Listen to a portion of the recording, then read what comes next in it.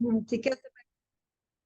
पहले दुआएं पढ़ लें, क्योंकि कुरान को समझने के लिए अल्लाह ताला से बहुत ज्यादा दुआएं दुआएं करने की जरूरत है। अल्लाह ताला हमें तौफीक दें कि हम इसको समझ सकें। कुरान में अल्लाह ताला जो हमें पैगाम देना चाहते हैं हम उसको समझ सकें, और उसको समझ कर अपनी जिंदगियों में भी उसको ला सकें, उस पर अमल कर सकें। ठीक है, तो उसके लिए बहुत ज्यादा दुआओं की भी जरूरत है। तो ये कुछ दुआएं हैं जो सब आप सब मेरे साथ पढ़ लें। ठीक है, उसके बाद हम सबक इंशाल्लाह ताला शुरू करेंगे। रब्बी जिदना इल्मा। ठीक है, जिदनी इल्मा, जिदनी एक के लिए होता है क्योंकि हम ग्रुप में पढ़ रहे हैं, तो इसको ना कर देंगे तो इसका मतलब होगा ए मेरे रब ज्यादा कर मुझे इल्मा इल्म में। ठीक है, रब्बी जिदना मतलब लाइक ना अगर करेंगे तो हम सबके लिए हो जाएगा कि ए हमारे रब, रब्बाना जिदना इल्मा एक्चुअली होगा। ठीक है, रब्बाना ए हमारे रब, जिदना ज्यादा कर हमें इल्मा इल्म में, तो हम सब अपने इल्म में इजाफे की दुआ मांगते हैं अल्लाह ताला से। ठीक है, उसके बाद रब्बि इश्रह ली सदरी व यस्सिर ली अमरी वहलुल उक़दतम मिन लिसानी यफ़क़हू क़ौली।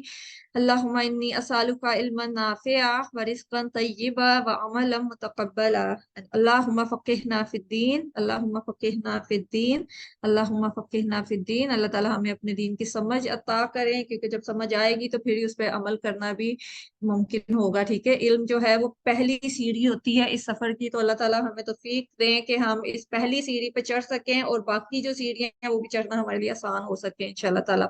ठीक है, तो दुआओं के बाद हम इंशाल्लाह ताला आज सूरह अल बकरा शुरू करेंगे। ठीक है, सूरह अल बकरा जो है कुरान की सबसे लंबी सूरत है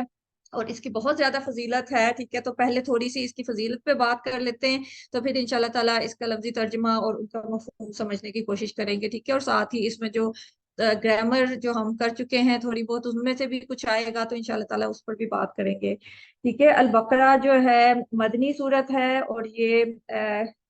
हमें सबको, आप लोगों को भी इंशाल्लाह ताला पता होगा कि सूरतें जो हैं कुछ मक्की हैं और कुछ मदनी। ठीक है, तो मदनी सूरतें जो हैं वो नबी सल्लल्लाहु अलैहि वसल्लम की मदीना में हिजरत के बाद जो नाजिल हुई हैं वो सारी मदनी सूरतें हैं। और जो मक्की सूरतें हैं वो मक्का में जब आप सल्लल्लाहु अलैहि वसल्लम रह रहे थे उस वक्त जो सूरतें नाजिल हुई थी वो मक्की सूरतें हैं। ठीक है, तो मक्की सूरतों में जो पैगाम होता है वो बहुत डिफरेंट होता है जो कि मदनी सूरतों में पैगाम है उसके मुकाबले में, क्योंकि मक्का में जो है इस्लाम का इब्तदाई जमाना था और मुशरिकीन के साथ नबी सल्लल्लाहु अलैहि वसल्लम का मुकाबला था, उनको पैगाम पहुंचाना था। तो उनमें ज्यादातर इंतजार के लाइक जैसे डराने वाली के एक तो वहदानियत की बात उन पे हुई, उनमें हुई हुई है बहुत ज्यादा कि अल्लाह ताला की वहदानियत की बात हुई है। और उसके अलावा इंतजार है कि क्यामत से डराया गया है, क्योंकि मुशरिकीन जो है इन अकायद पे यकीन नहीं रखते थे, तो इसलिए उनमें ऐसे पैगाम ज्यादा हैं। लेकिन जो मदनी सूरतें हैं, क्योंकि मदीना में एक मुसलमानों का एक मुआशरा कायम हो गया था, तो जो मुआशरे के कवानीन हैं वो ज्यादा नाजिल किए गए थे। ठीक है, और जो मदनी सूरतें हैं उसमें इबादात का भी पता चलता है हमें कि क्या इबादात मुसलमानों पे अल्लाह ताला ने लाजिम की हैं, और उसके अलावा जिंदगी गुजारने के लिए एक अच्छा मुआशरा कायम करने के लिए, एक मुस्लिम कम्युनिटी बनाने के लिए कौन से कवानीन है, कौन से रूल है जो हमें फॉलो करने चाहिए, तो वो सारी बातें जो हैं वो मदनी सूरतों में हमें नजर आती हैं। तो अल बकरा जो है वो भी पहली मदनी सूरत है, और इसमें जो है बहुत ज्यादा कवानीन हमें पता चलते हैं, बहुत ज्यादा इबादात के तरीके और जो जो इबादात अल्लाह ताला ने फर्ज की हैं वो हमें बताई गई हैं। और इसके अलावा इसमें बनी इसराइल पे बहुत ज्यादा बात हुई है, जो कि ज्यूज जो यहूदी हैं उनके बारे में बहुत ज्यादा बताया गया है, क्योंकि जाहिर है मुसलमानों से पहले जो बनी इसराइल थे वो उन पे ये जिम्मेदारी थी लोगों की, सारी दुनिया के लोगों की हिदायत की जो जिम्मेदारी थी वो उनके ऊपर थी। लेकिन उन्होंने अपनी जिम्मेदारी पूरी नहीं की, तो इसलिए अल्लाह ताला ने मुसलमानों को चुना है, तो हम लोगों को चुना है कि हम वो जिम्मेदारी पूरी कर सकें। तो उनकी बात इसलिए इतनी ज्यादा की गई है कि क्योंकि हमने वो जिम्मेदारी अदा करनी है जो कि अल्लाह ताला ने उनको दी थी, वो नहीं कर सके, तो उन्होंने क्या गलतियां की हैं, क्या वो काम है जो उन्होंने की हैं जिसकी वजह से वो जिम्मेदारी उनसे ले ली गई और हम पे डाली की है, ये समझना हमारे लिए बहुत जरूरी है ताकि हम भी वही गलतियां ना दोहराएं। ठीक है, तो इसलिए उनका बहुत ज्यादा जिक्र है, और इसीलिए सूरह फातिहा में भी हमने जब पिछले लेसन में पढ़ा था कि वो एक खुलासा है सारे कुरान का, तो उसमें भी एंड पे उन्हीं की बात हुई है कि मगदूबे अलैहिम जो है वो यहूदियों की बात हुई है। तो یہ جو صورت ہے اس کو یہ بھی کہا جاتا ہے کہ سورہ البقرہ جو ہے وہ ڈیٹیلڈ ایکسپلینیشن ہے، کہ جو سورہ فاتحہ میں ہم نے پڑھا نا اس میں تو خلاصہ تھا، تو اس کی تفصیلی ایکسپلینیشن جو ہے وہ سورہ البقرہ میں ملتی ہے، ٹھیک ہے۔ اس کے علاوہ اس کا نام، ایک نام زہرا بھی ہے جس کا مطلب روشنی ہے، ٹھیک ہے۔ وہ نبی صلی اللہ علیہ وسلم کی حدیث سے بھی اس کا پتہ چلتا ہے کہ دو صورتیں جنہیں کہ الزہرا وین کہا گیا ہے، کہ دو دو روشنیاں یا دو نور، ان کو سورہ ال عمران اور سورہ البقرہ کو کہا گیا ہے کہ یہ دونوں پڑھا کرو، کیونکہ یہ قیامت کے دن جو ہے اپنے پڑھنے والے کے اوپر سایہ کریں گی، اور اس کے لیے اللہ تعالیٰ سے جھگڑا کریں گی، لڑائی کریں گی کہ جو ہے نا اس شخص کیونکہ یہ پڑھتا تھا مجھے، ہمیں تو اس کی شفاعت کی جائے۔ تو اس لیے ان کے پڑھنے کی بہت فضیلت ہے، اور اس کے علاوہ سورہ البقرہ کی اور بھی فضیلتیں ہیں جو کہ ہمیں حدیث سے پتہ چلتی ہیں۔ اس میں یہ بھی ہے کہ نبی صلی اللہ علیہ وسلم نے فرمایا ہے کہ اپنے گھروں کو قبرستان نہ بناؤ، شیطان اس گھر سے بھاگ جاتا ہے جہاں سورہ البقرہ پڑھی جاتی ہے، ٹھیک ہے۔ تو مطلب یہ نہیں کہ اس کے ہم لوگ تو یہ سمجھ لیتے ہیں نا کہ شاید قرآن کے الفاظ میں کوئی ایسا جادو ہے، مطلب جادو تو اس میں ہے obviously، لیکن یہ کہ ہم خالی الفاظ پڑھ لیں، اس کے مفہوم کو نہ سمجھیں، تو اس کا بھی بہت فضیلت ہے۔ لیکن اصل مقصد اس کا یہ ہے کہ قبرستان جو ہوتا ہے وہ ایسی جگہ ہوتی ہے جہاں پہ جا کے انسان کی نیکیاں کرنے کا دروازہ بند ہو جاتا ہے، کیونکہ جب انسان مر جاتا ہے تو ساتھ ہی اس کا نیک اعمال کرنے کا سلسلہ بھی بند ہو جاتا ہے۔ تو جب کہا جا رہا ہے کہ اپنے گھروں کو قبرستان نہ بناؤ، تو اس کا مطلب ہے کہ اپنے گھروں کو ایسا نہ بناؤ کہ جن میں نیک کام کرنے ہونے بند ہو گئے ہوں، کہ جن میں سے خیر نکلنی بند ہو گئی ہو۔ تو کیونکہ جب سورہ بقرہ ہم پڑھتے ہیں، اس کے مفہوم کو، اس کے معنی کو سمجھ کے پڑھتے ہیں، تو ہمیں پتہ چلتا ہے کہ ہمیں کیا کیا کام کرنے ہیں اچھی زندگی، کامیاب زندگی گزارنے کے لیے۔ تو جب ہم اس کو سمجھیں گے اور اس پہ عمل کریں گے تو obviously ہماری طرف سے خیر کے کام جو ہیں وہ زیادہ ہوں گے، اور ہمارے گھر جو ہیں وہ نور سے بھر جائیں گے، کہ ان کا جو نور ہے صورتوں کا، سورہ ال عمران اور سورہ البقرہ جن کو دو نور کہا گیا ہے، تو ان کا نور اسی صورت میں ہمارے گھروں میں سے نکلے گا جب ہم ان کو سمجھ کے، ان کے معنی کو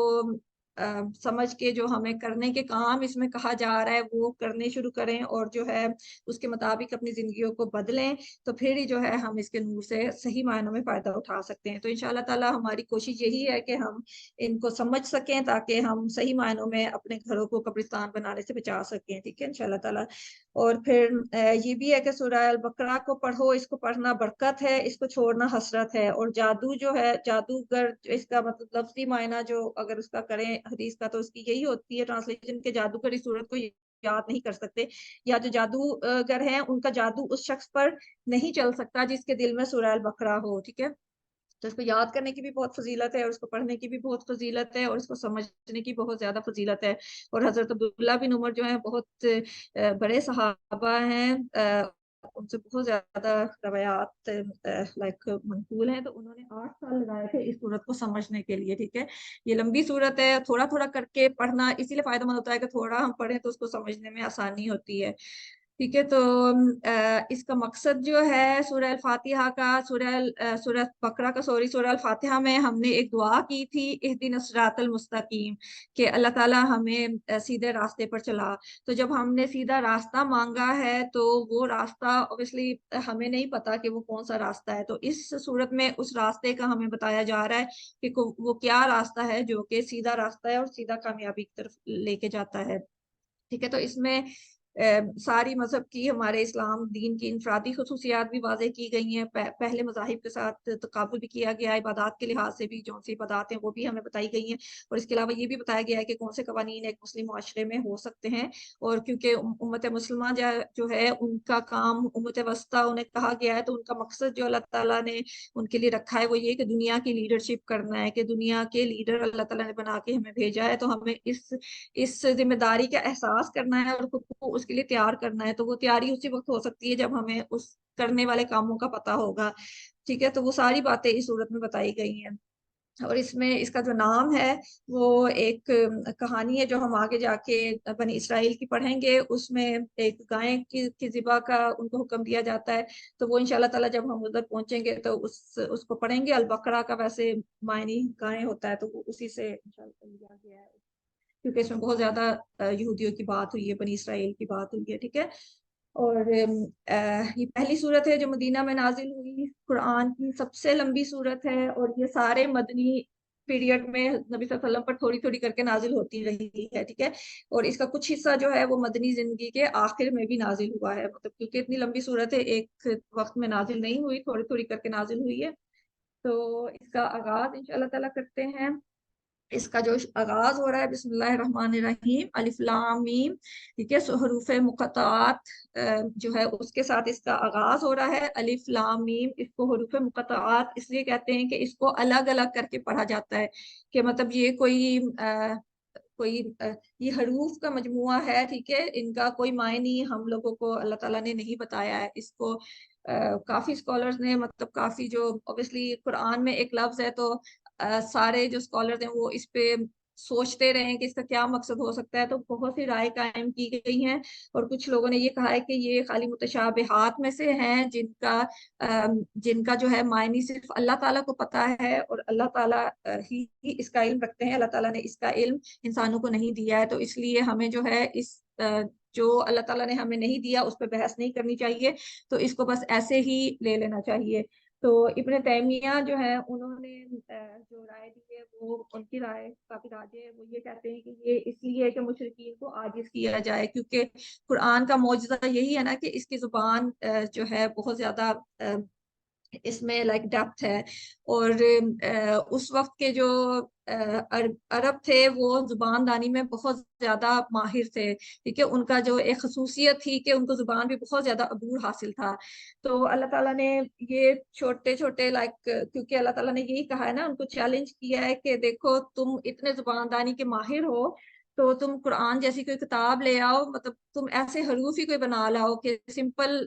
3 حرف اللہ تعالیٰ نے لکھ دیے الف لام میم، تو ان کا بھی کوئی مطلب وہ نہیں لا سکتے اور ان کا بھی کوئی جواب نہیں دے سکتے. تو ایک طرح سے وہ ان کا چیلنج ہے مشرکین کے لیے کہ ان کو عاجز کیا جائے، ان کو بتایا جائے کہ تم جو خود کو بہت بڑا زبان دان سمجھتے ہو تم کچھ بھی نہیں ہو، قرآن کے مقابلے میں تم کچھ بھی نہیں کر سکتے ہو، ٹھیک ہے. تو ایک طرح کا یہ چیلنج کے لیے ہے کہ تم بہت بڑا لمبا قرآن، بہت لمبی آیات تو کیا تم لے کے آؤ گے، تم ایک الف لام میم کے مقابلے میں کچھ نہیں لا سکتے. اور کچھ رائے یہ بھی ہیں کہ یہ ایک طرح کا اٹینشن لینے کے لیے کہ جب ایک بہت اہم پیغام بتایا جا رہا ہے تو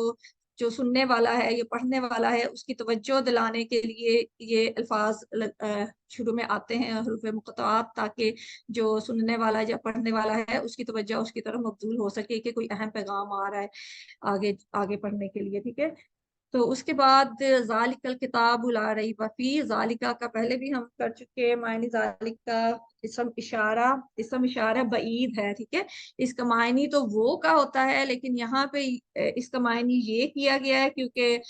عربی زبان میں یہ اسلوب ہے کہ کسی چیز کی بلندی کو واضح کرنا ہو، کسی چیز کی برتری کو واضح کرنا ہو تو حاضہ کی بجائے ذالکہ استعمال کیا جاتا ہے، ٹھیک ہے. ذالکہ کی یہ کی بجائے جو ہے نا وہ کا صیغہ استعمال کیا جاتا ہے. تو یہ اس بات کا اظہار ہوتا ہے کہ یہ چیز جس کا ذکر ہو رہا ہے یہ بہت بلندی پر ہے، بہت زیادہ عظیم چیز ہے، بہت بڑی چیز ہے، ٹھیک ہے. اور قرآن الحمدللہ ہمیں سب کو پتا ہے کہ اللہ تعالیٰ کی طرف سے آسمان سے آیا، بہت بلندی سے آیا ہے، اور ویسے بھی لوح محفوظ میں جو کتاب موجود ہے وہ بلندی پر ہے. تو اور ہم بھی قرآن کو اس کی رسپیکٹ کے لیے ہم اس کو اوپر ہی رکھتے ہیں کہ اس کو بلندی پہ ہی رکھا جاتا ہے اس کی تعظیم کی وجہ سے. تو اس لیے قرآن کی تعظیم کی وجہ سے یہ ذالکہ یہاں پہ استعمال ہوا ہے اور اس کا معنی یہ کیا جاتا ہے اور یہ تعظیم کے لیے ہے، ٹھیک ہے. ویسے جو ہے ذا جو ہے اس کا مطلب اسم اشارہ ہے، اس کا مطلب وہ ہوتا ہے. لام جو ہے وہ دور کے لیے، ٹھیک ہے. یہ بھی 3 لفظ ہے نا، ذا لام اور کاف جو ہے مخاطب کے لیے، ٹھیک ہے. تو ذالکہ یہ پورا لفظ مل کے اسم اشارہ بعید اسے کہتے ہیں اور اس کا مطلب وہ ہوتا ہے، ٹھیک ہے. اور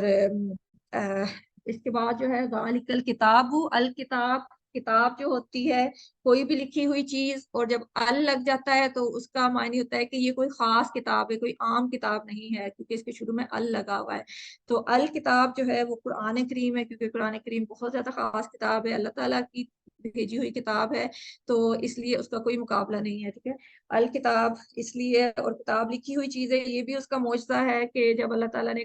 قرآن کو بھیجا تھا تو وہ لکھی ہوئی صورت میں نہیں بھیجا گیا تھا، وہ نبی صلی اللہ علیہ وسلم کو سنوایا جاتا تھا. اور نبی صلی اللہ علیہ وسلم کے زمانے میں بھی زیادہ تر لوگ اس کو زبانی یاد کرتے تھے، اور کچھ लिखने वाले कातिब भी थे जो इसको मुख्तलिफ चीज़ों पर, मतलब सफ़ों पे प्रॉपर किताब की शक्ल में नहीं लिखी जाती थी, सिर्फ वो मुख्तलिफ चीज़ों पे, पत्तों पे या छाल पे, ऐसे चीज़ों पे लिख के जमा की जाती थी। तो उसके बाद हज़रत उस्मान रज़ी अल्लाह अन्हु के ज़माने में जाके ये प्रॉपर किताब की सूरत में इसको बनाया गया है। लेकिन अल्लाह ताला ने एक तरह से इसका ये पेशन गोई की है कि ये एक किताब है, एक लिखी हुई किताब की शक्ल में है, चाहे उस वक्त वो किताब की शक्ल में नाजिल नहीं हुई, लेकिन इवेंचुअली वो जो है एक किताब ही है। ठीक है, तो ये भी कुरान के मुजदात में से ही है एक, अल्लाह ताला ने यहाँ मेंशन किया है। और उसके बाद ला रईबा, नहीं कोई शक। ठीक है, ला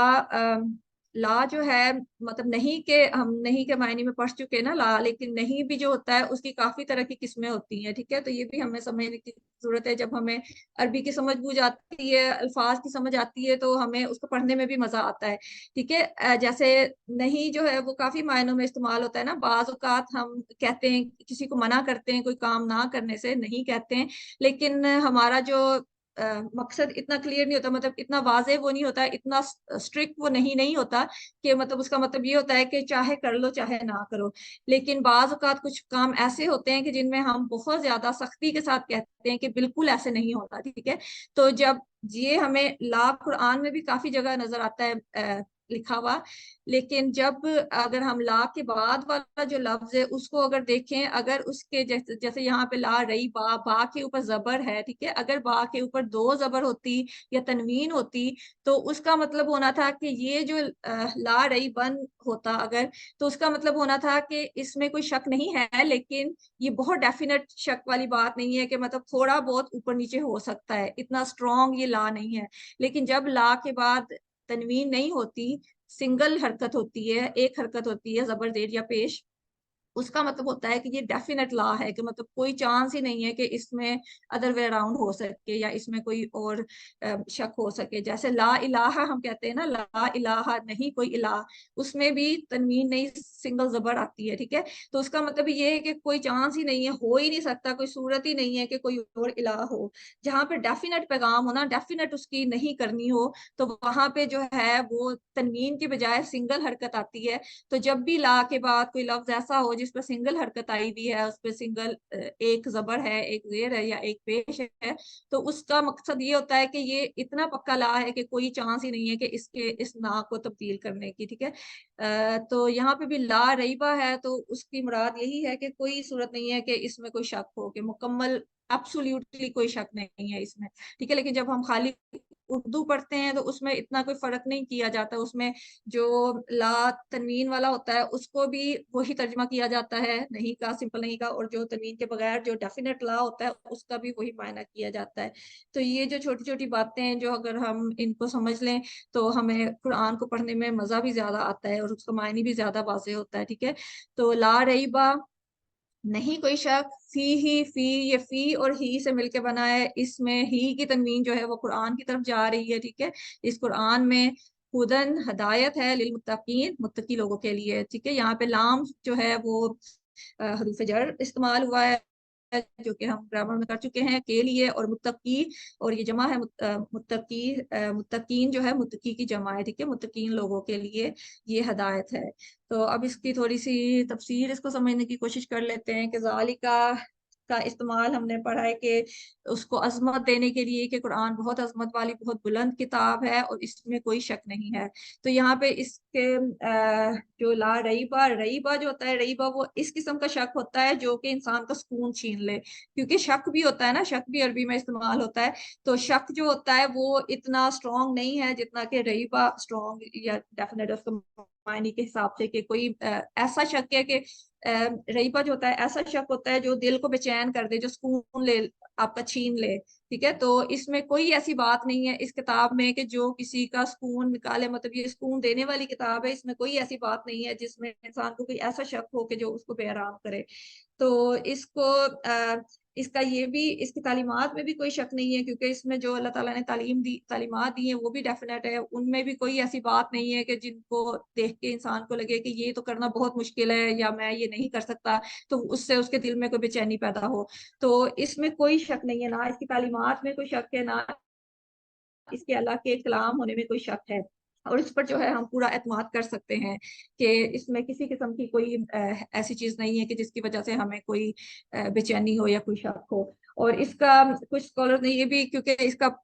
اس کا لا ریبہ کا یہ بھی ہو سکتا ہے کہ ایک آرڈر بھی دیا جا رہا ہے کہ اس میں کوئی شک نہ کرو، ٹھیک ہے، جو یہاں پہ یہ 3 نقطے لگے ہوئے ہیں لا ریبہ کے بعد، اس کا پڑھنے کا اسلوب یہی ہے کہ کچھ لوگ اس کو پڑھتے ہیں ذالک الکتاب لا ریب، ٹھیک ہے، یہاں پہ سٹاپ کر لیتے ہیں، اور کچھ لوگ پڑھتے ہیں ذالک الکتاب لا ریب فیہ، ٹھیک ہے، کہ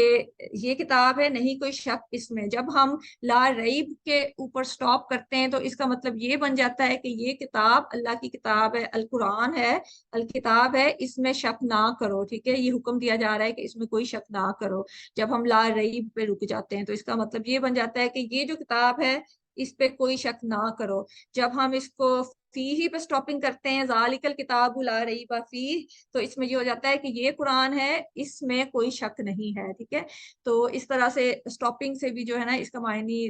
تھوڑا سا چینج ہو جاتا ہے۔ اور پھر اس کتاب کی ڈسکرپشن بتائی جا رہی ہے کہ یہ کتاب کیا ہے، ہدن ہدایت ہے، للمتقین متقی لوگوں کے لیے، ٹھیک ہے۔ ہدایت کے پیچھے ہم نے دعا مانگی تھی سورہ البقرہ میں، تو یہ اس کا جواب بھی ہے ایک طرح کا کہ جو ہدایت تم نے مانگی تھی تو یہ وہی ہدایت ہے۔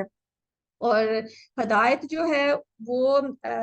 کیا ہوتا ہے، وہ یہ ہے کہ درست راستہ، جو سیدھا راستہ ہوتا ہے اس کی طرف رہنمائی ہوتی ہے، اور جو محبت سے رہنمائی کی جاتی ہے نا وہ ہدایت ہوتی ہے۔ اور اس کی جو ضد ہے وہ دلالت ہے، ٹھیک ہے، الضالین میں جو ہم نے پڑھا ہے نا دلالت، وہ اس کی ضد ہے۔ دلال جو ہوتا ہے وہ راستہ گم کرنا ہوتا ہے، ٹھیک ہے، اور ہدایت جو ہوتی ہے وہ راستہ، درست راستہ پا لینا ہوتا ہے۔ اور ہدایت جو ہے وہ 2 طرح کی ہوتی ہے، ایک ہدایت البیان ہوتی ہے جو کہ علمی ہدایت ہوتی ہے، ٹھیک ہے، اور ایک ہدایت توفیق ہوتی ہے جو کہ عملی ہدایت ہوتی ہے، ٹھیک ہے۔ جو ہدایت البیان ہے اس میں یہ ہے کہ یہ علم بھی دیتا ہے سب کو۔ جو ہدایت البیان ہے وہ تو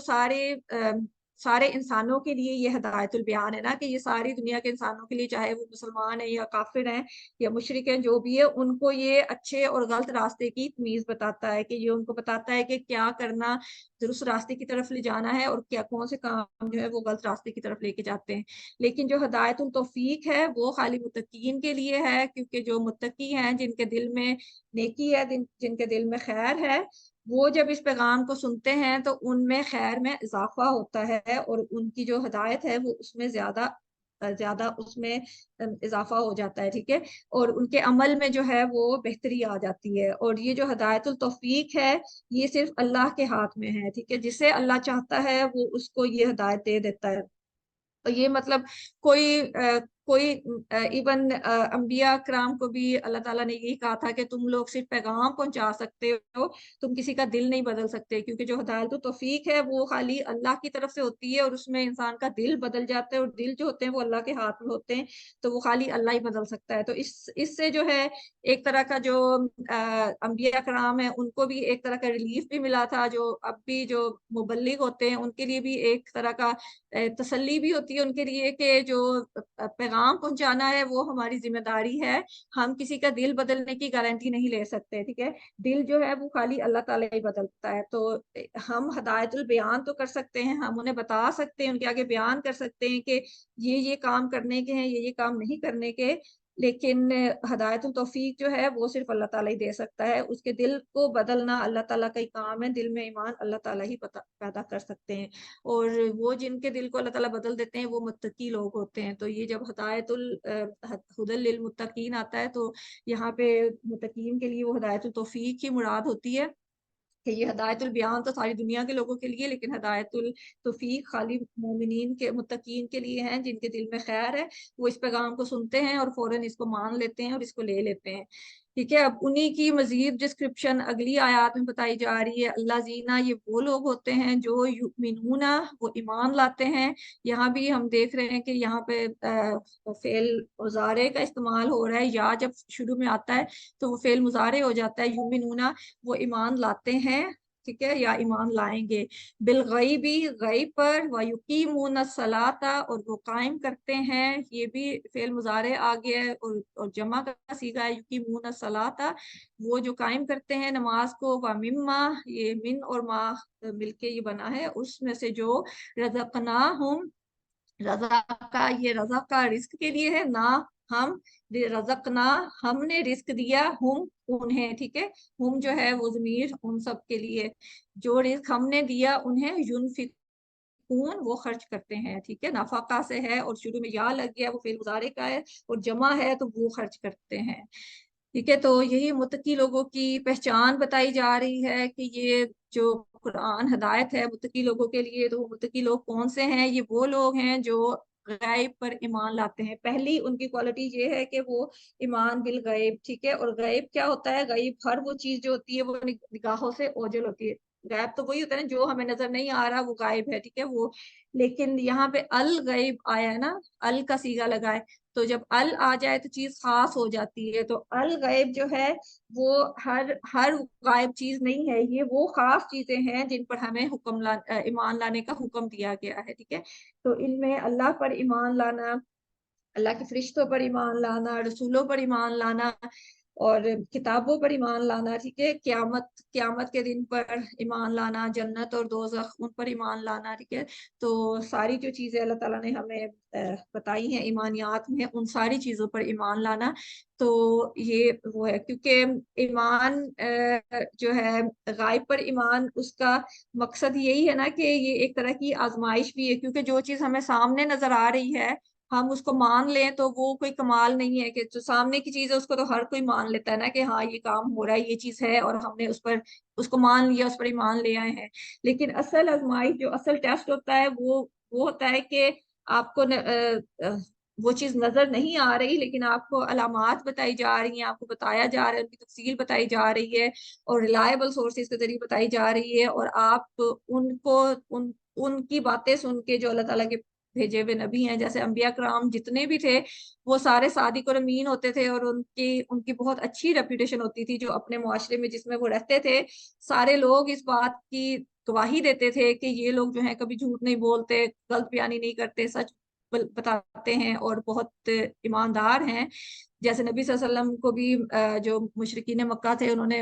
इस्लाम से पहले सादिक और अमीन का लक़ब दिया हुआ था। तो जब ऐसा बंदा कोई बात बता रहा है तो वो ऑब्वियसली सच्ची बात ही होगी। तो अगर वो चीज हमें नजर भी नहीं भी आ रही, लेकिन हम उस सच्चे शख्स की सच्चाई पर यकीन करते हुए उस पर ईमान ले आए, तो वो एक वो ईमान का सही मफहूम है और वही एक आजमाइश होती है, ठीक है। तो जो मुत्तकीन है वो इस आजमाइश में ज़ाहिर पूरे उतरते हैं, वो बगैर देखे अल्लाह ताला पर भी ईमान लाते हैं, बगैर देखे वो अल्लाह ताला की किताबों पर, रसूलों पर, फरिश्तों पर, आखिरत के दिन पर, सब पर ईमान लाते हैं, ठीक है। तो इसके बाद जो अगली उनकी मुत्तकीन की खासियत है वो ये है कि वह युकीमून सलाता, और वो ईमान लाने के बाद, जाहिर है ईमान जब ले आता है इंसान तो उसके बाद जो ईमान लाने के बाद उसके करने के काम होते हैं, उसमें सबसे पहला काम है कि वो नमाज कायम करते हैं, ठीक है। यहाँ पे नमाज पढ़ने का बात नहीं हुई, ये नहीं कहा गया कि वो पढ़ते हैं नमाज या अदा करते हैं नमाज, वो कायम करते हैं नमाज, ठीक है। जब कायम का ये कौम है ना, काफ वाव मीम से, कि कौम जो होता है वो खड़े होना होता है, कि मतलब सीधा करना होता है, खड़े होना होता है। तो जब क्याम होता है ना, मतलब सीधे खड़े होना, तो सीधा खड़े होना ये कि सीधे तरीके से, दुरुस्त तरीके से उसके सारे जो उसके हकूक पूरा करते हुए उसको अच्छे तरीके से कायम करना। कि जब कायम करना होता है कि ये होता है कि हर चीज का ख्याल रखा जाए, खाली नमाज पढ़ के मतलब हम लोग जैसे करते हैं कि वक्त हुआ है तो उसको जल्दी जल्दी से बस एक तरह से बोझ उतारने वाला काम करते हैं, तो ये जो है वो कायम करना नहीं होता है, ठीक है। क्योंकि नबी सल्लल्लाहु अलैहि वसल्लम की एक हदीस भी है कि मस्जिद में एक शख्स आता है तो वो नमाज पढ़ता है नबी सल्लल्लाहु अलैहि वसल्लम के सामने, और जो है ना फिर आके आप सल्लल्लाहु अलैहि वसल्लम को सलाम करता है, तो आप सल्लल्लाहु अलैहि वसल्लम उसे कहते हैं कि इर्जी के वापस जाओ। और युसल्ली, मुझे अरबी के सारे अल्फाज तो याद नहीं है तो, लेकिन उसका मफहूम यही है कि नबी सल्लल्लाहु अलैहि वसल्लम उसको कहते हैं कि तुम जाओ, वापस जाओ, नमाज पढ़ो क्योंकि तुम्हारी नमाज नहीं हुई है। तो वो शख्स वापस जाता है, नमाज पढ़ता है, जैसे उसने पहले पढ़ी थी वैसे ही वो नमाज पढ़ता है, फिर वापस आता है, नबी सल्लल्लाहु अलैहि वसल्लम को सलाम करता है। तो फिर नबी सल्लल्लाहु अलैहि वसल्लम उसको कहते हैं कि کہ واپس جاؤ تم نماز پڑھو کیونکہ تمہاری نماز نہیں ہوئی ہے. تو ایسے 3 دفعہ وہ کرتا ہے. تو اس کے بعد بھی نبی صلی اللہ علیہ وسلم اس کو کہتے ہیں کہ واپس جاؤ نماز پڑھو کیونکہ تمہاری نماز نہیں ہوئی ہے. تو وہ پھر عاجز ہو کے کہتا ہے کہ نبی صلی اللہ علیہ وسلم کہ اللہ کی قسم کہ مجھے جو آتا ہے نا طریقہ میں نے اس کے مطابق بہترین کر کے نماز پڑھی ہے, اس سے زیادہ مجھے نہیں پتا, اس سے بہتر میں نہیں کر سکتا, تو آپ صلی اللہ علیہ وسلم مجھے سکھا دیں کہ میں کیسے صحیح نماز پڑھوں. تو آپ صلی اللہ علیہ وسلم نے اس کو کہا ہے کہ جب تم قیام کرو تو جو ہے اس وقت بالکل سیدھے کھڑے ہو, اطمینان کرو اس میں, ٹھیک ہے. اور جب تم رکوع میں جاؤ تو اطمینان کرو, اور جب سجدے میں جاؤ تو اس میں بھی اطمینان کرو, ٹھیک ہے. اور مطلب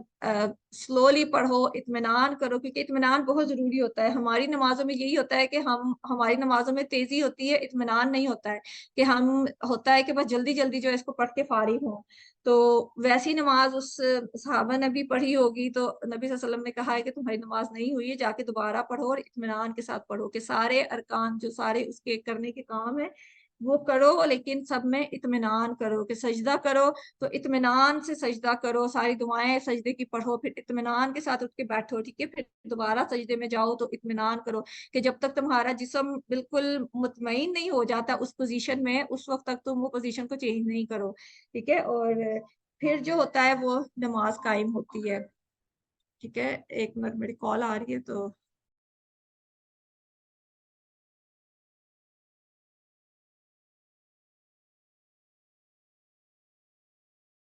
انتظار کرنے کا. تو نماز قائم کرنے سے مراد یہی ہے کہ نماز کے سارے حقوق ادا کیے جائیں, اس کا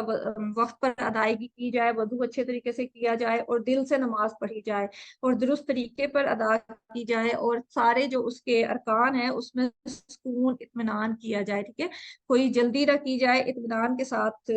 اس کو پڑھا جائے, تو پھر وہ نماز قائم ہوتی ہے, ٹھیک ہے. تو یہ بھی متقین کی خاصیت ہے, ٹھیک ہے, کہ وہ نماز قائم کرتے ہیں. اور ہمارے لیے اس میں سیکھنے کا یہی کام ہے کہ اگر ہم نماز اپنی بہت جلدی میں پڑھتے ہیں تو کوشش کرنی ہے کہ ہم اطمینان کے ساتھ پڑھیں, ٹھیک ہے. ساری فکریں ساری پریشانیاں دماغ میں سے نکال کے نماز کے اوپر فوکس کریں. اور اس کا طریقہ یہ بھی ہوتا ہے کہ اگر ہم مختلف صورتیں پڑھنا شروع کر دیں نماز میں تو اس سے بھی ہماری کنسنٹریشن نماز میں زیادہ ہوتی ہے. اور اگر ہم رکوع اور سجدے میں کچھ دعائیں جو کہ نبی صلی اللہ علیہ وسلم سے صحیح حدیث میں سے ملتی ہیں, اگر وہ بھی پڑھنا شروع کر دیں تو ہمارا کنسنٹریشن لیول بہتر ہوتا ہے, ٹھیک ہے. تو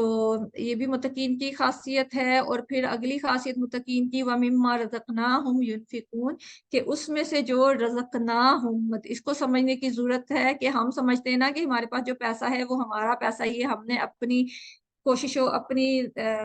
مطلب ایفرٹس کی وجہ سے کمایا ہے. تو اللہ تعالیٰ ہمیں یہ کہہ رہے ہیں رزقناہم, کہ ہم نے جو رزق دیا ہے انہیں, ٹھیک ہے. رزق کا رزق ہے, نہ ہم نے, جو کہ اللہ تعالیٰ کی طرف ضمیر جا رہی ہے. رزقناہم, ان لوگوں کو ہم نے جو رزق دیا ہے انہیں, اس میں سے وہ خرچ کرتے ہیں. تو اس لیے جب بھی اللہ کے راستے میں خرچ کریں تو یہ سوچ کے نہیں خرچ کرنا چاہیے کہ ہم کسی پہ احسان کر رہے ہیں, بلکہ یہ سوچ کے خرچ کرنا چاہیے کہ اللہ تعالیٰ نے ہمیں جو چیز دی ہے ہم اپنا فرض پورا کر رہے ہیں, ہم کسی پہ احسان نہیں کر رہے, ہم اپنا فرض پورا کر رہے ہیں جو اللہ تعالیٰ نے ہمیں کرنے کو کہا ہے. کیونکہ اللہ نے ہمیں یہ رزق دیا ہے تو اللہ کے دیے ہوئے رزق میں سے ہم آگے خرچ کر رہے ہیں. اور مما جب آ جاتا ہے, مما سے مراد ہے کہ اس میں سے ہم نے وہ سارے کا سارا نہیں خرچ کرنا, اس میں سے کچھ حصہ خرچ کرنا ہے, ٹھیک ہے. تو اللہ تعالیٰ اوبیسلی ہمیں بہت رحمان اور رحیم ہے. اللہ تعالیٰ کو ہماری کمزوریوں کا بھی پتہ ہے, ہماری مشکلات کا بھی پتہ ہے. تو اللہ تعالیٰ نے ہمیں مشکل میں, کسی بھی چیز میں مشکل میں نہیں ڈالا ہے. تو اللہ تعالیٰ نے ہمیں یہی حکم دیا ہے کہ جو رزق میں نے دیا ہے اس میں سے کچھ حصہ تم دوسروں پہ خرچ کر دو. زیادہ حصہ تمہارے اپنے لیے ہی ہے, تم نے اپنے پہ خرچ کرنا ہے, لیکن اس میں سے کچھ حصہ جو ہے وہ دوسروں پر بھی خرچ کر دو, ٹھیک ہے. ینفقونا نفقہ سے ہے. نفقہ جو ہے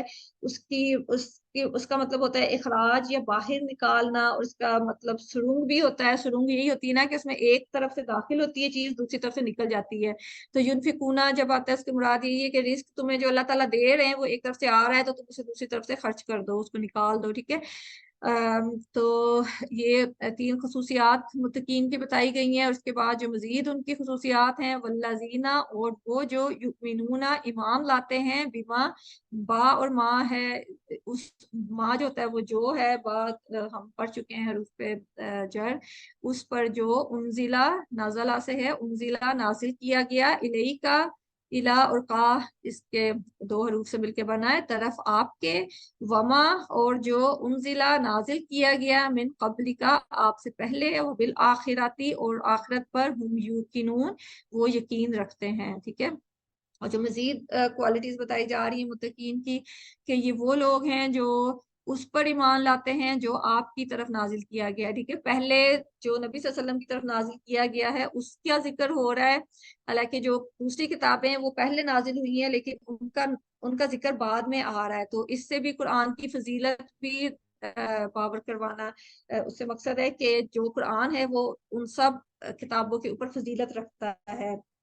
ठीक है, इसलिए उसका जो जिक्र है वो भी पहले किया जा रहा है कि मुत्तकीन वो लोग हैं जो अल्लाह ताला ने आप सल्लल्लाहु अलैहि वसल्लम को जो कुरान दिया है उस पर ईमान लाते हैं, और इसके साथ साथ जो पहले नबियों पर किताबें, पहले रसूलों पर, नबी पर अल्लाह ताला ने सहीफे और कुतुब नाजिल की हैं उन पर भी ईमान लाते हैं। ठीक है, अब उन पर ईमान लाने का मकसद ये नहीं है कि हम जिस हालत में वो किताबें आज मौजूद हैं उनको पढ़ के हम उन पे पूरे के पूरे पे ईमान ले आए कि ये अल्लाह ताला की तरफ से है, क्योंकि वो सारे का सारा जो है वो चेंज हो चुका है। तो यहाँ पे मुराद ये है कि इस चीज पर ईमान लाएं कि ये किताबें अल्लाह ताला ने नाजिल की थी लेकिन वक्त के साथ ये किताबें बदल चुकी हैं, इनकी जो तालीमात हैं वो अब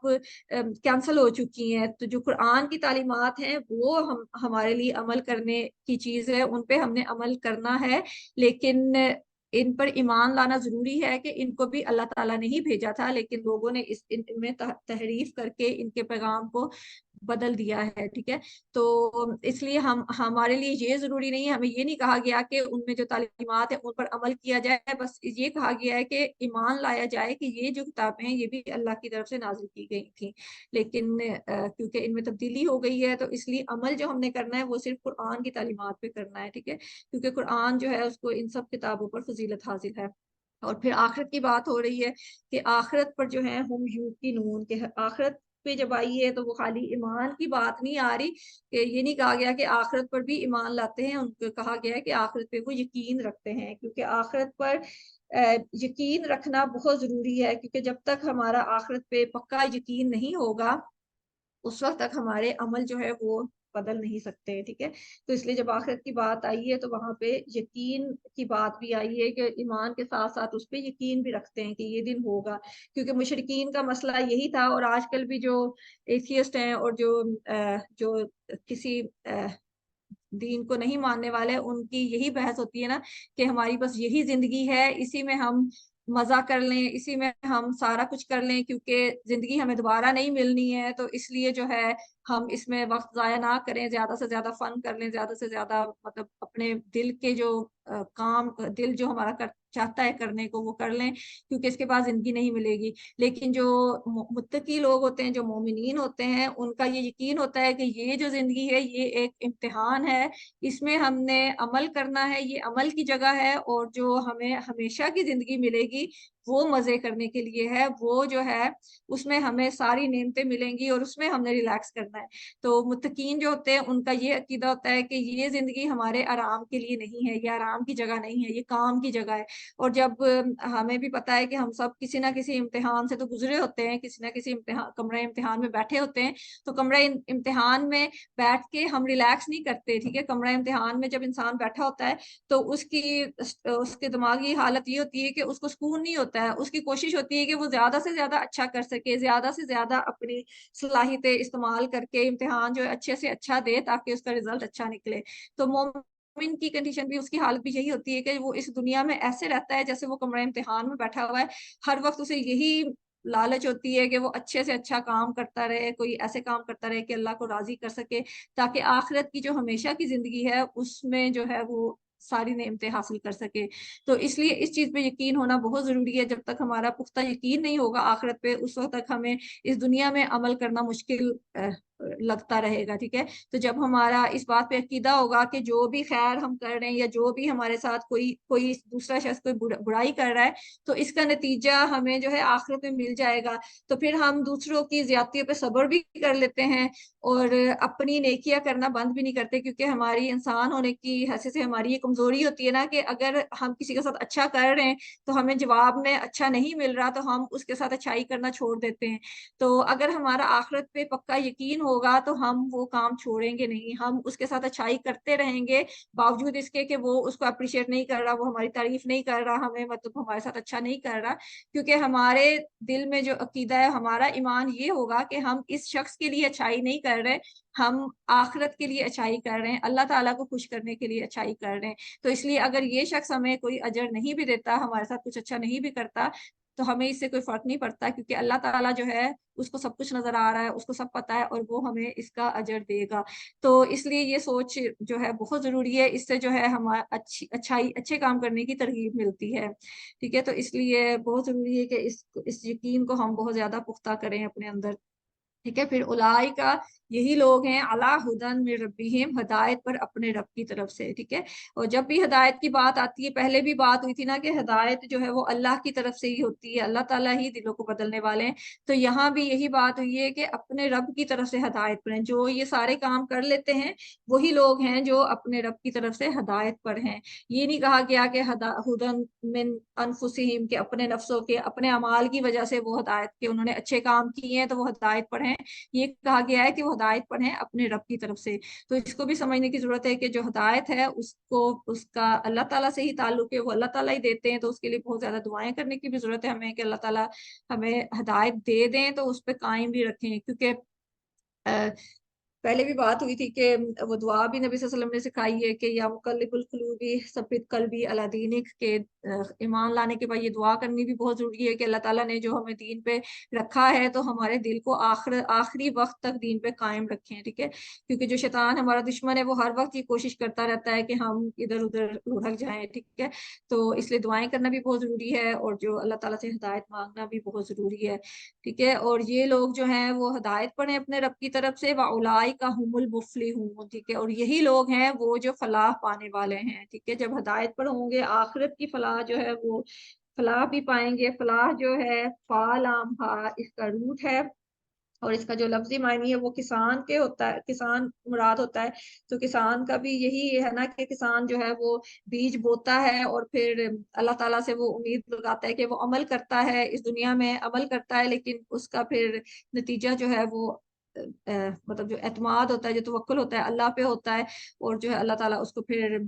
کھیتی کی صورت میں اس کو جو ہے ریوارڈ دیتے ہیں، ٹھیک ہے۔ تو فلاح جو ہے وہ اس دنیا کی بھی کامیابی ہے اور آخرت کی بھی کامیابی ہے، ٹھیک ہے۔ ہمارا یہ کانسیپٹ ہے نا کہ اگر ہم اچھے کام کریں گے تو دنیا میں ہمیں اچھائی نہیں ملے گی، اللہ تعالیٰ دنیا میں بھی اچھا دیتے ہیں، دنیا میں بھی اجر دیتے ہیں متقین کو، اور آخرت کی تو گارنٹیڈ ان کو خوشخبری ہے کہ دنیا میں اگر مشکلیں بھی آ رہی ہیں تو آخرت میں اس کا اجر بہت زیادہ ملے گا۔ لیکن یہ کہ اللہ تعالیٰ دنیا میں بھی اچھا کرتے ہیں، جیسے اسلام کے زمانے میں ہم نے دیکھا ہوا ہے کہ نبی صلی اللہ علیہ وسلم نے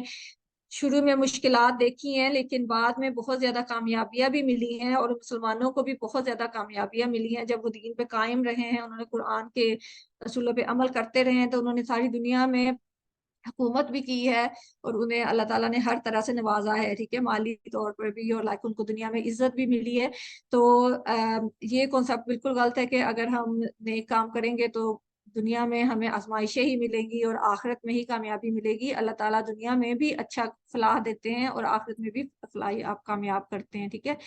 تو یہاں پہ یہی مراد ہے کہ یہی لوگ ہیں جو دنیا میں بھی کامیاب ہوں گے اور آخرت میں بھی کامیاب ہوں گے، ٹھیک ہے۔ تو یہ ایک گروپ ہے، ایک متقین کا، جو اللہ تعالیٰ نے ایک گروہ کی بات کی ہے کہ یہ وہ کامیاب لوگ ہیں، یہ سارے کرنے کے کام ہیں، یہ جب ہم کر لیں گے تو انشاءاللہ تعالیٰ اللہ تعالیٰ کامیابی بھی دیں گے دنیا میں بھی اور آخرت میں بھی۔ اس کے بعد آگے جو ہے وہ دوسرے گروہ کی بات ہو رہی ہے، جو کہ ہدایت، تو کیونکہ ہدن للمتقین کی جب ہدایت کی بات ہوتی تو ہدایت ساری دنیا کے انسانوں کے لیے ہے، لیکن ہم نے شروع میں پڑھا تھا کہ ہدایت البیان جو ہے وہ ساری دنیا کے لوگوں کے لیے ہے، لیکن ہدایت التوفیق جو ہے وہ خالی متقین کے لیے ہے۔ تو اب جو ہدایت البیان سن کے، ہدایت کی بات سن کے جو اس پہ عمل نہیں کرتے ہیں، جو خود کو بدلتے نہیں ہیں، ان کی آگے بات ہو رہی ہے۔ ان الذین کفروا، کہ بے شک وہ جنہوں نے کفر کیا، سواء، یکساں برابر ہے، علیہم ان پر، انذرتہم، خواہ ڈرائیں آپ انہیں، ام یا لم نہ تنذرہم، آپ ڈرائیں انہیں، لا یؤمنون، نہیں وہ ایمان لائیں گے، ٹھیک ہے۔ کفار کی بات ہو رہی ہے، تو کافر، کافارا اس کا روٹ ہے، تو کفر کا مطلب ہوتا ہے کہ نعمت کو چھپانا، ٹھیک ہے۔ کسان کو بھی کافر کہتے ہیں کیونکہ وہ بیج کو جو ہے وہ زمین میں چھپا دیتا ہے، ٹھیک ہے۔ اور جو کافر ہے اس سے مراد یہ ہے کہ وہ شخص جو سچائی کو چھپاتا ہے، ٹھیک ہے، اس کو سچائی کا پتہ اس کو بتایا جاتا ہے، اس کے ساتھ ہدایت البیان کی جاتی ہے، اس کو ساری نشانیاں بتائی جاتی ہیں، اس کو سارا صحیح راستہ بتایا جاتا ہے، لیکن وہ سچائی کو جاننے کے بعد اس کو چھپاتا ہے اور اس پر ایمان نہیں لاتا، تو وہ کافر ہوتا ہے، ٹھیک ہے۔ تو ایسے لوگوں کا اللہ تعالیٰ نے کہا گیا یہاں پہ، یہ بھی روایات میں ہے کہ کچھ یہ جو ہے کچھ خاص جو مکہ کے کافر تھے یا مدینہ کے جو منافق تھے ان کی بات ہوئی ہے کہ جن کو ہر طرح سے نبی صلی اللہ علیہ وسلم کی ذات بذات خود ان کے درمیان موجود تھے، اور وہ بہت بڑا ایک معجزہ تھی آپ صلی اللہ علیہ وسلم کی ذات بھی، اور وہ معجزہ کس صورت میں تھی کہ نبی صلی اللہ علیہ وسلم جو ہے ان کو امی، ان کا خطاب جو ہے امی ہے، اور امی کا مطلب ہوتا ہے ان پڑھ انسان، ٹھیک ہے۔ نبی صلی اللہ علیہ وسلم نے کبھی کوئی تعلیم حاصل نہیں کی، ان کو نہ پڑھنا آتا تھا نہ لکھنا آتا تھا، تو یہ بہت بڑا معجزہ ہے کہ ایک شخص جس کو نہ تو پڑھنا آتا ہے نہ لکھنا آتا ہے، وہ اتنی لائک کتاب قرآن جو ہے جس کی اتنی بلاغت ہے کہ اس میں اتنا لائک پیغام اتنی اچھی زبان میں دیا جا رہا ہے، وہ شخص جو ہے وہ اس کو لوگوں کو بتاتا ہے، تو یہ بہت بڑا معجزہ تھا۔ مطلب کسی اور معجزے کی اس معجزے کے سامنے ضرورت ہی نہیں تھی، کیونکہ نبی صلی اللہ علیہ وسلم جو ہے وہ مشرکین کے درمیان میں ہی بڑے ہوئے تھے، شروع سے ان کے ساتھ رہے تھے، جو کہ آپ کے رشتہ دار بھی تھے اور قبیلے کے لوگ بھی تھے، لیکن اتنے بڑے معجزے کو دیکھ کے بھی وہ اس چیز پر ایمان نہیں لائے، تو اس سے زیادہ بڑا کفر کیا ہو سکتا ہے۔ تو ان کافروں کے بارے میں کہا جا رہا ہے کہ ان کے لیے برابر ہے کہ آپ ان کو ڈرائیں یا آپ نہ ڈرائیں، وہ ایمان نہیں لائیں گے۔ کہ مطلب جو اتنا اپنی ضد اور ہر دھرمی میں بڑھ چکا ہوتا ہے نا، کہ اس کو سچائی نظر آ رہی ہے لیکن وہ اس کو دیکھ کے بھی اس کو نہیں مان رہا، تو اس کے بارے میں اللہ تعالیٰ نے کہا گیا ہے کہ ایسے لوگ جو ہیں وہ کبھی بھی نہیں مانیں گے، چاہے آپ ان کو جتنا مرضی ڈراتے رہیں، جتنی مرضی ان کو نشانیاں دکھاتے رہیں، کیونکہ یہ لوگ معجزات بھی مانگتے تھے نبی صلی اللہ علیہ وسلم سے، تو وہ معجزات بھی مطلب آپ صلی اللہ علیہ وسلم نے چاند بھی ان کے سامنے 2 ٹکڑے کر کے دکھایا ہے، لیکن اس پر بھی وہ نہیں مانے، کہ مطلب ان کو کلیئر نشانیاں بھی ملی ہیں، ہر چیز ان کے سامنے کلیئر تھی، لیکن پھر بھی وہ نہیں مانے۔ تو ایسے لوگ جو ہیں ان کو پھر کوئی فرق نہیں پڑتا ہے کہ آپ ان کو اچھی بات بتائیں یا نہ بتائیں، ان کو دین کے بارے میں بتائیں یا نہ بتائیں، ان کو کوئی فرق نہیں پڑتا، وہ نہیں مانتے، انہوں نے نہیں ماننا تو انہوں نے نہیں ماننا، ٹھیک ہے۔ تو کفر کی بھی 3 قسمیں ہی ہیں کہ کفر استکبار ہوتا ہے جو کہ تکبر کی وجہ سے کفر کرنا ہوتا ہے، جو کہ شیطان نے کیا تھا۔ سب سے بڑی مثال جو کفر استکبار کی ہے وہ شیطان ہے، کہ شیطان کو بھی ساری حقیقتیں پتہ تھی، تو پھر بھی وہ ایمان نہیں لایا۔ آواز آ رہی ہے میری؟ کوئی کنفرم کریں گی پلیز؟ آواز میری آ رہی ہے کیونکہ مجھے میسج آیا ہے کہ میں جی آ سائن آؤٹ۔ رہی ہے۔ اچھا چلیں ٹھیک ہے، جزاک اللہ۔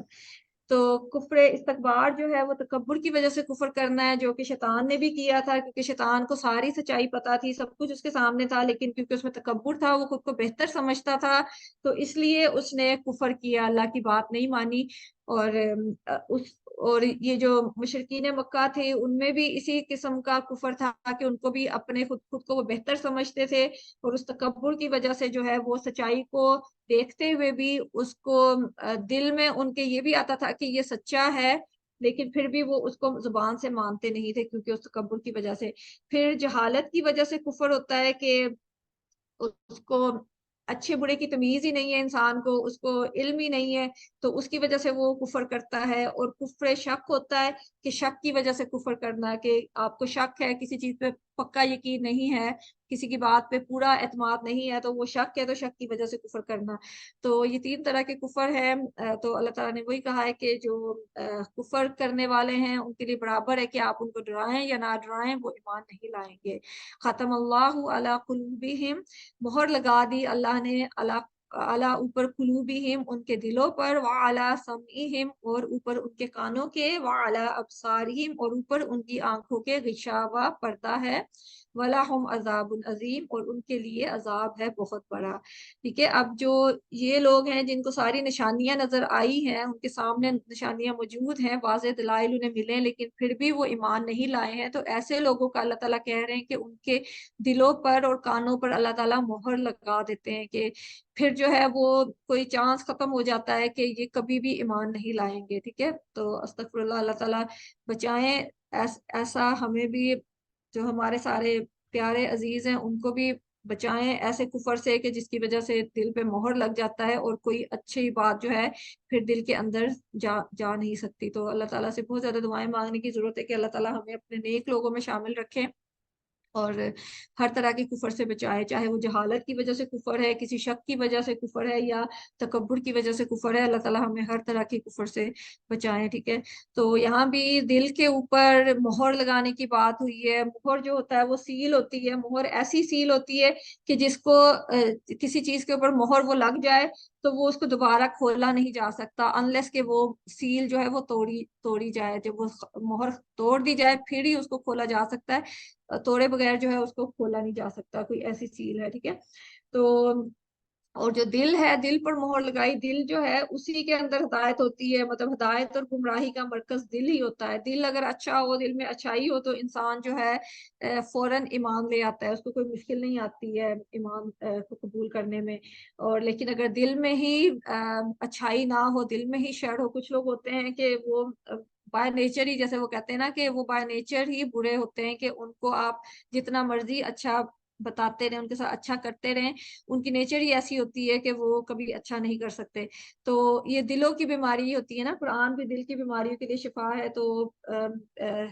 دل پہ ہی اثر ہوتا ہے. قرآن کا پیغام جو ہے وہ بھی دل پہ ہی اثر کرتا ہے، لیکن جب دل پہ مہر لگ جائے تو ظاہر ہے پھر اس پہ یہ پیغام جو ہے وہ اثر نہیں کرتا ہے. تو وہی اللہ تعالیٰ کہہ رہے ہیں کہ ان کے دلوں پر مہر لگ گئی ہے اور کانوں پر بھی مہر لگ گئی ہے، کیونکہ کانوں سے انسان سنتا ہے. جب دل پہ بات اثر کرتی ہے تو وہ کانوں سے ہو کے ہی دل میں پہنچتی ہے. تو جب کانوں میں مہر لگ گئی ہے، مطلب وہ پیغام بتایا جا رہا ہے. اکثر یہ ہوتا ہے نا کہ ہم کسی کو بتا رہے ہوتے ہیں لیکن وہ سن نہیں رہا ہوتا، ان کا دھیان کہیں اور ہوتا ہے، کہ وہ آپ کی بات کو اہمیت نہیں دیتے ہیں کہ یہ انسان کیا پیغام دے رہا ہے. تو ان کو جب سنا ہی نہیں ہے، جب انہوں نے سنا ہی نہیں ہے اس بات کو، تو ان کے دل پہ بھی وہ اثر نہیں کرے گی. تو اس لیے بہت ضروری ہوتا ہے کہ ہدایت کے لیے بہت ضروری ہے کہ سنا جائے، کیونکہ سن کے ہی آپ اس کو سمجھ سکتے ہیں اور سن کے ہی آپ اس پہ عمل کر سکتے ہیں. اور دل پہ بھی بات اسی وقت جاتی ہے جب آپ اس کو کانوں سے سنیں. تو جب کانوں پہ بھی مہر لگ گئی ہے تو ظاہر ہے ان کے دل میں وہ بات جا ہی نہیں سکے گی. تو یہ تشبیہات ہی ہیں، وہ مثالیں دی جا رہی ہیں کہ ہم اپنی روزمرہ زندگی میں بھی دیکھتے ہی ہیں کہ اکثر کسی کے ساتھ بات کی جائے تو وہ بے دھیانی سے، ان کا دھیان کہیں اور ہوتا ہے، تو آپ کی بات وہ نہیں سنتے. چاہے جتنی بھی اہم بات آپ اس کو کر رہے ہیں، وہ ایسے ہی ہو جاتا ہے کہ اس نے سنی نہیں ہے، حالانکہ وہ سن رہا ہے، اس کے کان کھلے ہیں لیکن وہ سن نہیں رہا. تو وہ مراد یہی ہے کہ وہ سنتے ہیں لیکن کیونکہ اس کو وہ سیریس نہیں لیتے ہیں، اس کو اہمیت نہیں دیتے ہیں، تو وہ ایسے ہی ہو جاتا ہے جیسے انہوں نے سنا ہی نہیں ہے، کیونکہ اس سننے کا ان پہ کوئی اثر نہیں ہوتا ہے. وعلی ابصارہم، اور ان کی آنکھوں کے اوپر غشاوہ پردہ ہے. ٹھیک ہے، اب جو مہر ہے وہ تو ٹوٹ نہیں سکتی، وہ اس کا تو کوئی علاج نہیں ہوتا، لیکن جب پردہ کسی چیز پہ پڑا ہوتا ہے تو وہ پردہ تو اٹھ بھی جاتا ہے نا سم ٹائمز. تو پردہ بھی آنکھوں کے اوپر اسی وقت پڑتا ہے نا کہ جب آپ کو وہ نظر تو آ رہی ہے چیز، لیکن آپ اس کی اہمیت کو مان نہیں رہے ہیں. ٹھیک ہے، یہ وہی سارا کچھ وہی پینٹ کرتا ہے کہ جب انسان کے اندر وہ تکبر ہوتا ہے کہ اس نے ماننا نہیں ہے، تو اس کے آگے آپ جتنی مرضی نشانیاں، جتنی مرضی آپ اس کے آگے حقیقتیں بیان کرتے رہیں یا اس کو دکھاتے رہیں، تو جس نے نہیں ماننا اس نے نہیں ماننا. تو اسی کو اللہ تعالیٰ نے ڈسکرائب کیا ہے کہ ان لوگوں کی مثال ایسے ہی ہے کہ ان کے دلوں پر بھی مہر لگی ہوئی ہے، کانوں پہ بھی مہر لگی ہوئی ہے، ان کے آنکھوں کے اوپر پردہ پڑا ہوا ہے کہ ان کی حقیقت ان کے سامنے موجود ہے، قرآن ان کے سامنے موجود ہے، نبی صلی اللہ علیہ وسلم کے سامنے موجود ہے، لیکن انہیں نظر نہیں آ رہا کیونکہ ان کی آنکھوں کے اوپر پردہ پڑا ہوا ہے. وہ سچائی کو دیکھ ہی نہیں سکتے ہیں کہ سچائی ان کے سامنے ہے، لیکن وہ اپنے تکبر میں اور اپنی ذات میں اتنا زیادہ گم ہے کہ وہ اس چیز کو دیکھ ہی نہیں رہے. تو ایسے لوگوں کے لیے اللہ تعالیٰ نے عذاب عظیم کی خوشخبری ان کو سنائی ہے کہ ایسے لوگ جو ہیں ان کو پھر عذاب ہی ملے گا، اور جو عذاب ہے وہ کوئی عام عذاب نہیں ملے گا، بہت بڑا عذاب ملے گا. ٹھیک ہے، تو اللہ تعالیٰ ہمیں بچائیں کہ ہم ایسے لوگوں میں شامل نہ ہوں کہ جن کو دین کی بات کی بھی جاتی ہے، ان کو نظر بھی آتی ہے نشانیاں، لیکن پھر بھی وہ اس پہ عمل نہیں کرتے، اس کو مانتے نہیں ہیں. تو اللہ تعالیٰ توفیق دیں کہ ہم جو ہے متقین میں شامل ہو سکیں اور دین کو سمجھ سکیں، اس پہ عمل کر سکیں اور اس کے مطابق اپنی زندگیوں کو بدل سکیں تاکہ ہم مفلحین میں شامل ہو سکیں. تو ٹھیک ہے، ہمارا فرسٹ رکوع الحمدللہ کمپلیٹ ہوا ہے، اس کے ساتھ ہی 7 آیات ہو گئی ہیں. تو یہاں پہ ہمارا آج کا لیسن ختم ہوتا ہے. تو اللہ تعالیٰ ہمیں سمجھنے کی اور عمل کرنے کی توفیق دیں. تو کوشش کریے گا کہ اس کے لفظ بہ لفظ اس کو یاد کر سکیں، اور اس کا ترجمہ انشاءاللہ تعالیٰ کلاس شروع ہونے سے پہلے سنا جائے گا. تو پھر ہم انشاءاللہ تعالیٰ آگے جو ہے دوسری جو کیٹیگریز شروع میں، کیونکہ اللہ تعالیٰ نے مختلف گروہوں کی بات کی ہے کہ لوگ انسانوں کے جو ڈفرینٹ گروہ ہے، کیونکہ ایک گروہ جو ہے وہ ہدایت لانے والا ہے، ٹھیک ہے، ان کے دل میں خیر ہے تو وہ خیر کو قبول کر لیتے ہیں. دوسرا گروہ جو ہے انہوں نے اپنے دل کو بند کیا ہوا ہے، جس بھی وجہ سے، کفر کی وجہ سے، تکبر کی وجہ سے، تو ان کے دل میں خیر وہ داخل نہیں ہوتی، تو وہ دوسرے گروہ میں شامل ہو جاتے ہیں جو کہ کفار کا گروہ ہے. تو اللہ تعالیٰ ہمیں سمجھنے کی اور عمل کرنے کی توفیق دیں. اس کے ساتھ ہی سبق ختم ہوتا ہے. تو اگر کسی نے کوئی بات کرنی ہے اس کے بارے میں، یا کوئی چیز سمجھ نہیں آئی، کسی بات کی کوئی کلیئر نہیں ہے، تو کر سکتے ہیں انشاءاللہ تعالیٰ.